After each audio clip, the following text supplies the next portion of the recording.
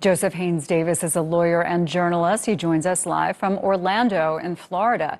So, Joseph, was this day not always going to come one way or another? Because, in fact, there are reasons that countries have extradition agreements with one another. That is absolutely correct. And I think countries have extradition agreements to be able to have matters brought before those countries when there are allegations that the defendant or the alleged person has created or has committed, I should say, a crime in some form or manner. In this instant matter, Mr. Assange has been accused by the United States of espionage with the hacking into government computers to release information to the public concerning the Afghan and Iraqi wars and so forth. Now, his defense obviously is that this is a freedom of speech or freedom of publishing information showing government graft and corruption, and it is in the public's interest to do so, and it's a benefit to the greater society to keep governments in check.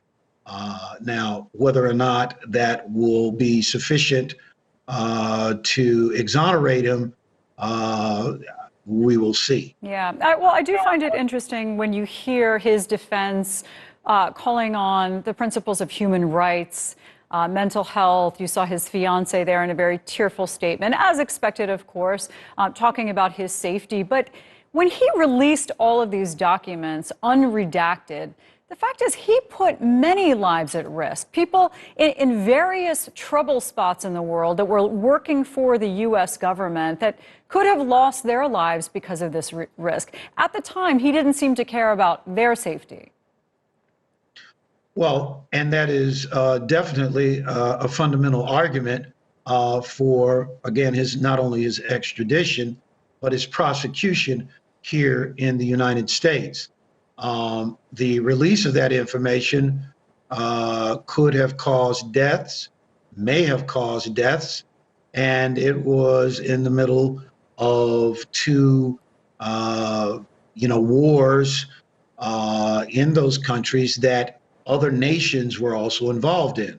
A lot of times, as reported, people forget that it was just not the United States involved in the Iraq and the Afghan wars. There were troops from around the world that were in support of these, wars. Troops from the United Kingdom, troops from, again, other nations. So that definitely is a foundation for the argument that, the release of this information caused catastrophes. Yeah, so he'll be extradited, we assume, if this continues, back to the U.S. Based on all of these very serious charges that he faces, he could face life in prison for this if he's convicted, couldn't he?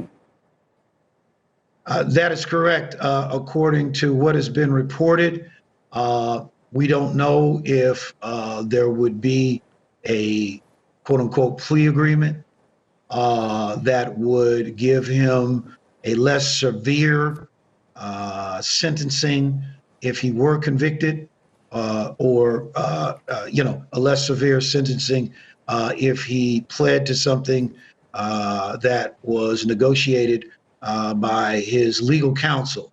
We don't know, but in the instant moment, as we are reporting at this time, this is a big story, and this is a big issue as to him being extradited from the United Kingdom to the United States. Yeah, after a 10-year-long battle against it. All right, Joseph Haynes Davis, thanks so much.